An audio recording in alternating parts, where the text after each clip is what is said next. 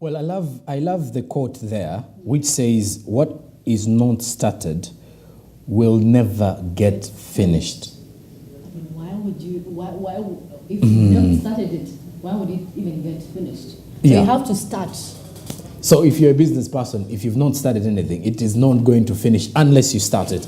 But well, as we keep starting your morning here every day, we're getting into our social media trends. What do Ugandans have to say in the space of the Musevenomics? Masa here was telling me details regarding the Musevenomics and how President Museveni has been able to change a few things about our economy. So we are getting into the Musevenomics hashtag as the Manifesto Week 2023 was also kickstarted off yesterday. So let's have a look at the social media trends and what the Ugandans on Twitter had to say in regards to the change of things within the Musevenomics and the economic space in Uganda. Well, and at Aaron Mwesigwa too. I think Aaron Mwesigwa is from your area there. Yes, some Musevenomics will definitely touch the names.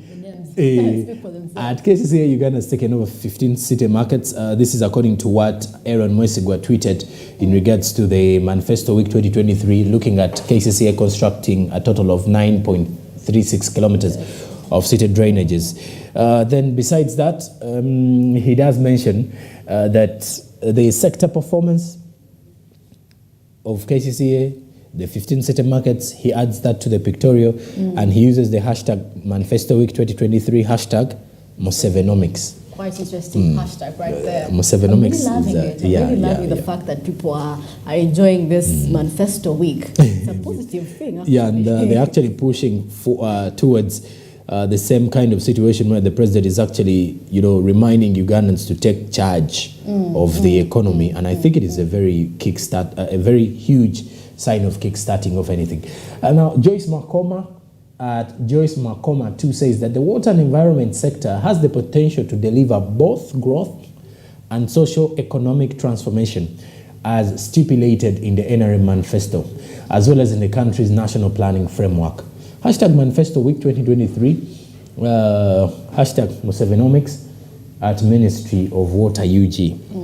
So you can easily see Ugandans just taking us back to what the NRM has been able to push. I think when we talk about manifesto, it's ideally taking us to what the NRM brought up, manifesto for 2021 in the elections, securing our future.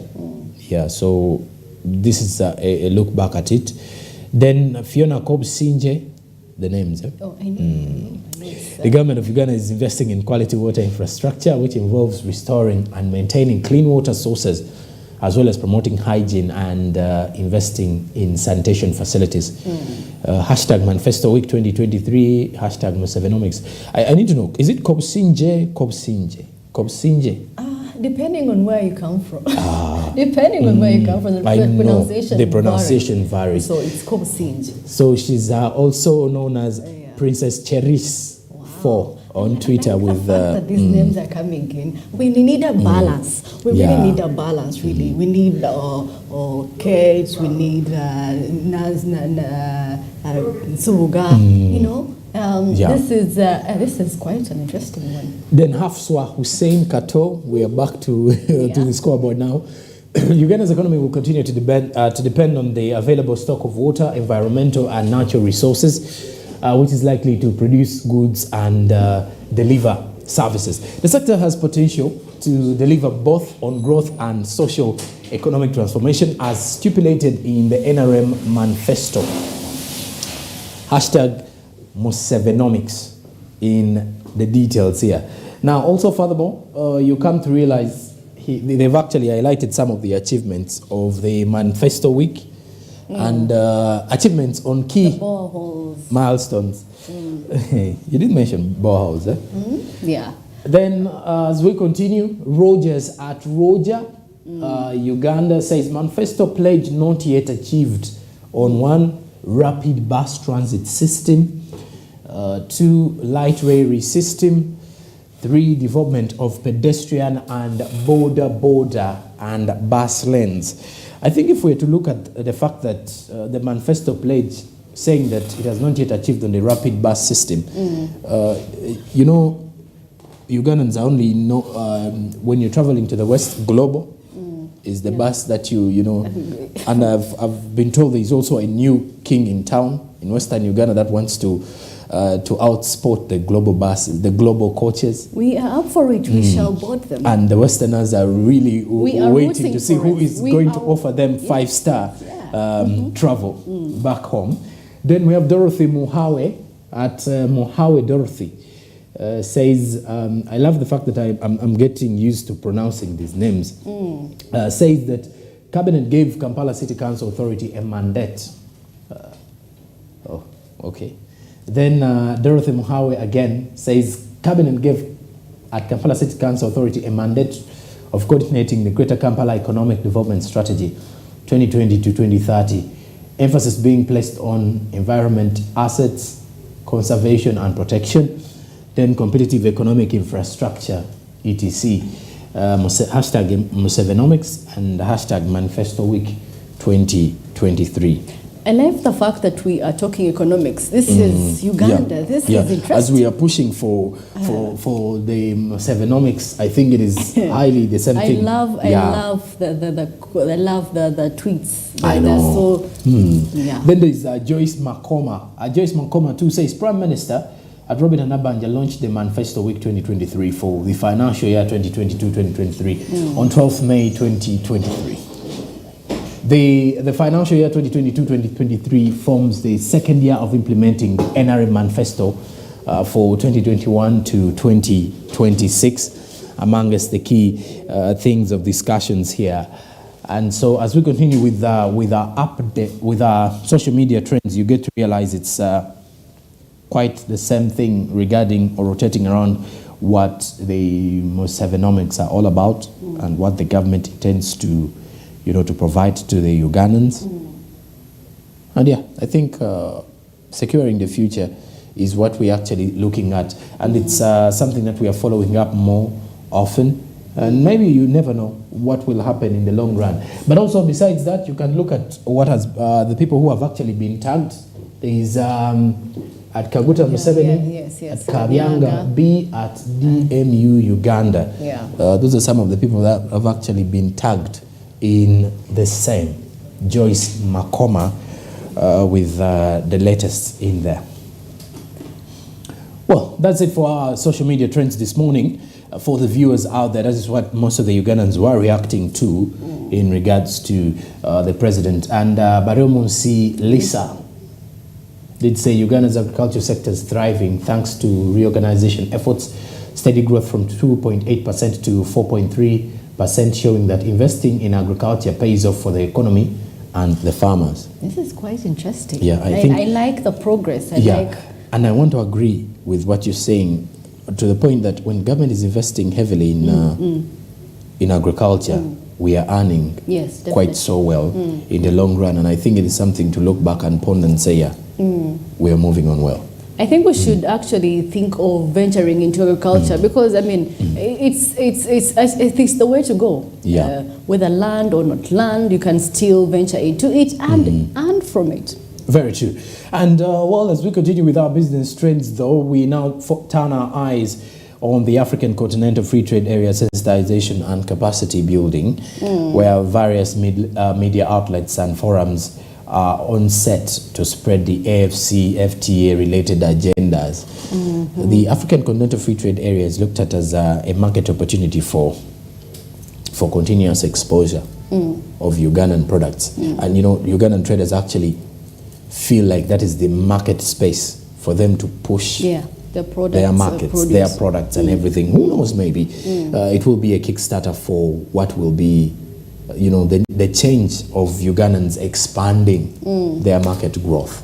I think this is really actually interesting. We need more sensitization and people need to open their minds when it comes to these kinds of opportunities. Like you said earlier, Tanzanian got something. One of the traders got a license. Most especially women and youth. You know, we are more vulnerable in such situations. Yes, as women. So we need to think big. Yeah. You know, since we are emancipation and all, you know. So we have to think big. Yeah. We are the mothers of the nation, definitely. So we have to feed our children. But it's also, you know, thinking big also takes us back to the fact that aggressiveness is needed.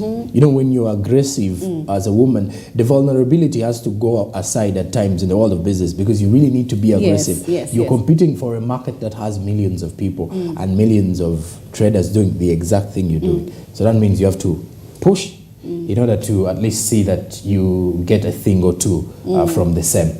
So in this particular trend, we have Emilot Allen, who's the chairperson, Youth Advisory Council on the African Continental Free Trade Area. So as Mercy has been actually highlighting on the fact that it is something that the young people need to focus on as well, as much as possible, to see how we can, you know, push through and get into that space. And Emilot Allen, the chairperson, Youth Advisory Council on the AFC-FTA, gives us details for the same here in our business trend.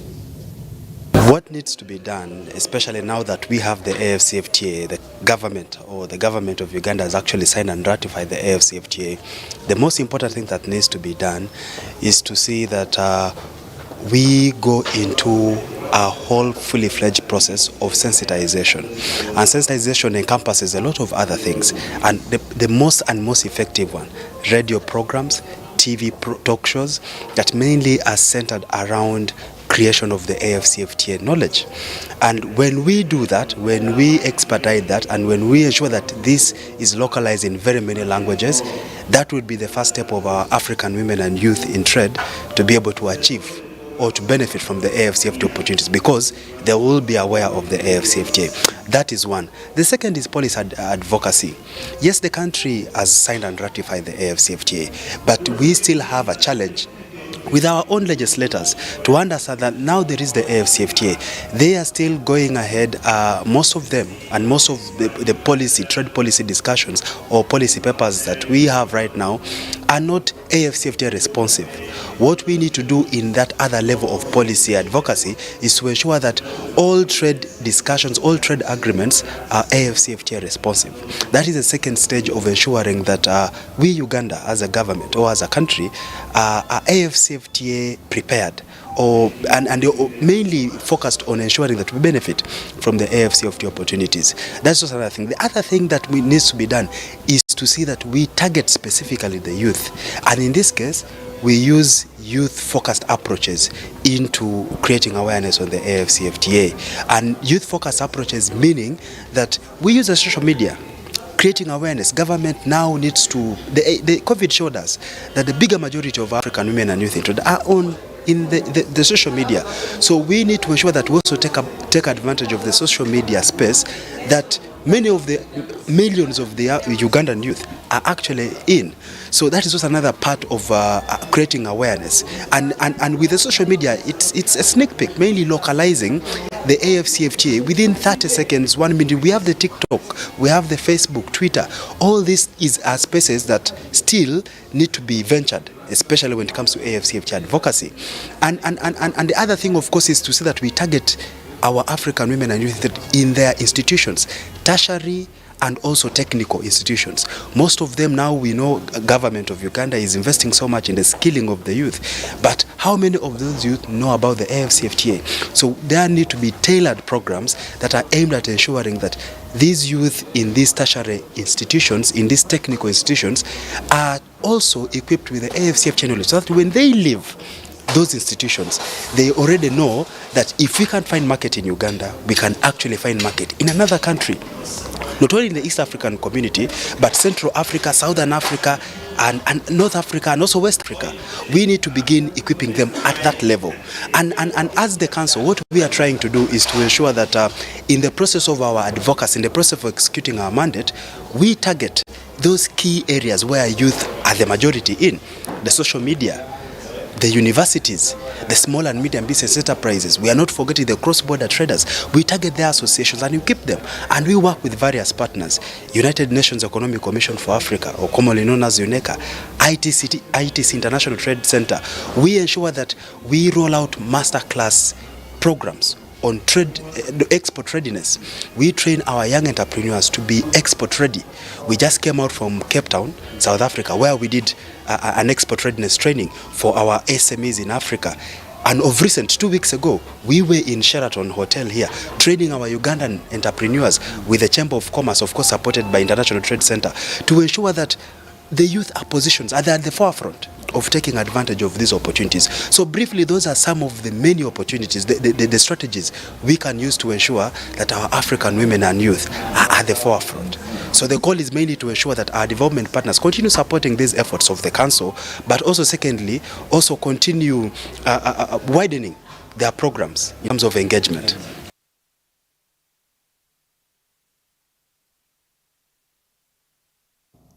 Well, of course, there is a need for constant push through different platforms. And one of the key platforms there is the media, and then also sensitization, because the traders need to be exposed, by the way, and most especially the youth entrepreneurs, and then the women in business. I think why? Because women are some of those who are literally not interested in over-expanding beyond the borders. And Masa is actually laughing about that, but I think it's the most honest thing you would ever experience. But anyways, we are now full house by starters. Andrew now joins us on set this morning as we discuss more of the African Continental Free Trade Area sensitization and capacity building. A very good morning, Andrew. Good morning, Joe. How are you? I'm okay. Yeah. When you look at the kind of situations here, according to what Emelot Allen, Chairperson Youth Advisory Council, I think for him, who is a youth advisor, more so on AFCFTA related matters, I think he pushes for he's pushing for the agenda of the young people. Yeah, very true, because Africa, we have one of the youngest populations as compared to the rest of the continents. And what that means is that, these young populations still, they have issues, unemployment, which is quite a big deal there.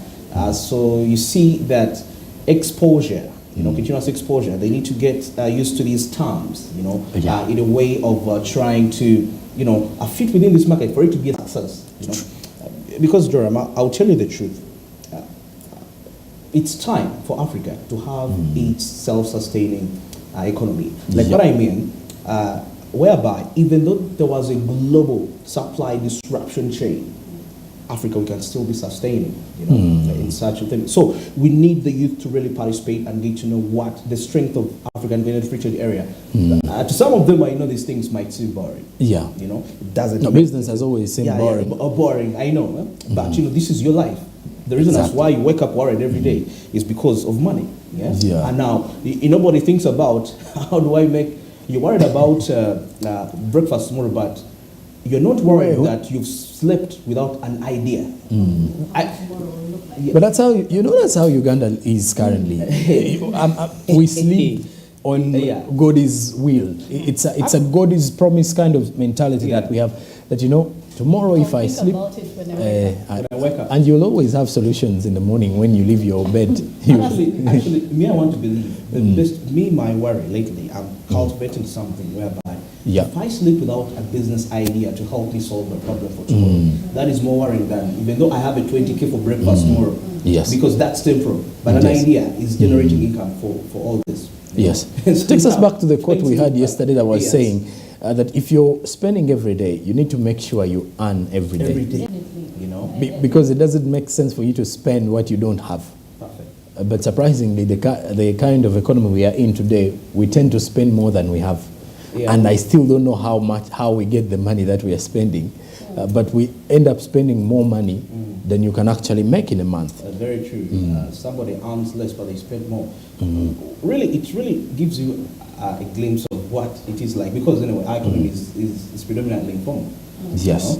But then, if we are talking about African Continental Free Trade Area, we need to upgrade all this. I mean, we need to formalize everything we do. And by the way, something interesting about this AFCTA.